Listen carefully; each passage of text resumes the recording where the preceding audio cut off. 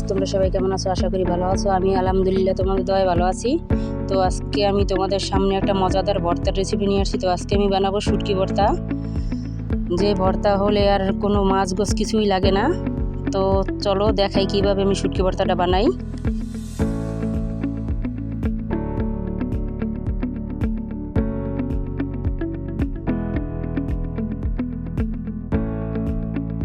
তো চুলায় আমি একটা প্যান বসিয়ে দিয়েছি।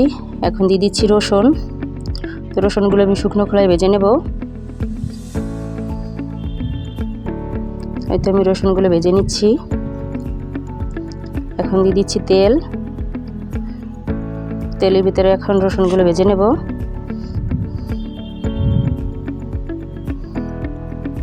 আমার রসুনগুলো ভাজা হয়ে গেছে। এখন আমি পেঁয়াজ দিয়ে দিচ্ছি। পেঁয়াজ আর রসুনগুলো আমি ভালো করে ভেজে নিচ্ছি। এখন দিয়ে দেবো ধনিয়া পাতা কুচি। তো পেঁয়াজ, রসুন, ধনিয়া পাতা এগুলো আমি ভেজে উঠিয়ে নেব। এতে আমার ভাজা হয়ে গেছে, আমি উঠিয়ে নিচ্ছি।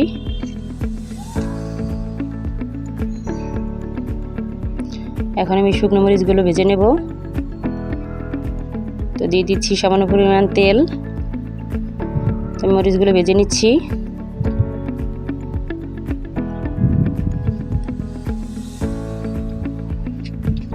তো আমার মরিচগুলো ভাজা শেষ, আমি উঠিয়ে নিচ্ছি। এখন আমি শুটকিগুলো ভেজে নেব। তো এখানে আমি বাঁশপাতা শুটকিটা নিয়েছি, তোমরা চাইলে চেপা শুটকিটাও নিতে পারো।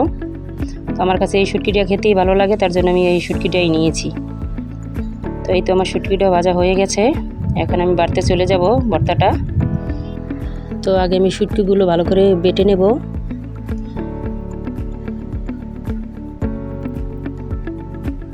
এতে আমি শুটকিগুলো বেটে নিচ্ছি। ভালো করে মিহি করে বেটে নেব, নয়তো খাওয়ার সময় কাটা বাজবে। দিয়ে দিচ্ছি লবণ।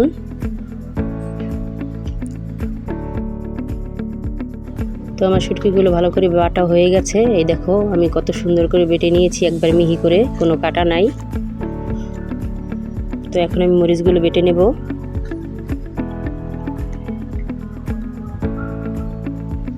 সব কিছু আমি এক এক করে বেটে নিচ্ছি, এতে করে ভালো হবে, ভর্তাটা খেতেও ভালো লাগবে। এই তো আমি মরিচগুলো বেটে নিচ্ছি।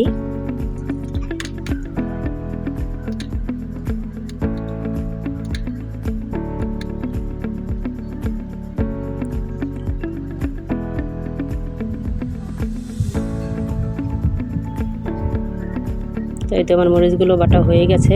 এখন আমি পেঁয়াজ, রসুন, যে ধনিয়া পাতাটা ভেজে রাখছিলাম ওগুলো আমি বেটে নেব। তো আমি পেঁয়াজ রসুনগুলো একটু আদা ভাঙা করে বাটবো, একবারে মিহি করে বাটবো না, এতে করে ভর্তাটা খেতে অনেক মজা হয়।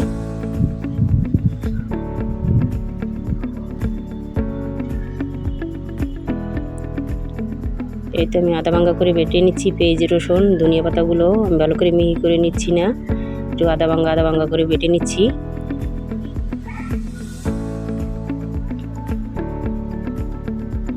এই তো আমার ভর্তাটা বাটা হয়ে গেছে। এখন আমি মিশিয়ে নিচ্ছি।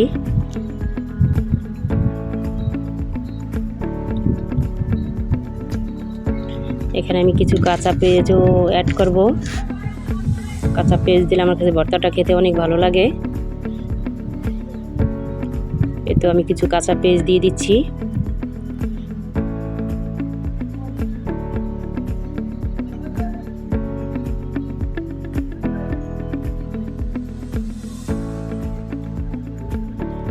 কাঁচা পেস্টটা দিয়ে আমি ভালো করে মেখে নিচ্ছি।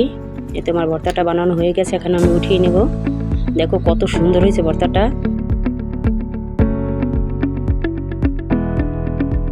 তো আমার এই ভিডিওটা যদি তোমাদের ভালো লাগে তাহলে লাইক, কমেন্ট, শেয়ার করে দেবা। আর আমার চ্যানেলটি প্লিজ সাবস্ক্রাইব করে দেবা। তোমাদের একটা লাইক সাবস্ক্রাইব আমাকে পারে অনেক দূর এগিয়ে দিতে। তো তোমাদের একটা লাইক সাবস্ক্রাইব পেলে আমার ভিডিও বানাতে আরও উৎসাহ জাগে। তো তোমরা আমার ভিডিওতে একটা লাইক দিয়ে দেবা আর চ্যানেলটি সাবস্ক্রাইব করে দেবা। তো দেখো এরকম ভর্তা হলে আর কিছুই লাগে না, এরকম ভর্তা দিয়ে এক প্লেট ভাত খেয়ে ফেলা যায়। তো আজ এই পর্যন্তই। তো আমার পাশে থাকার জন্য ধন্যবাদ। আল্লাহ হাফেজ।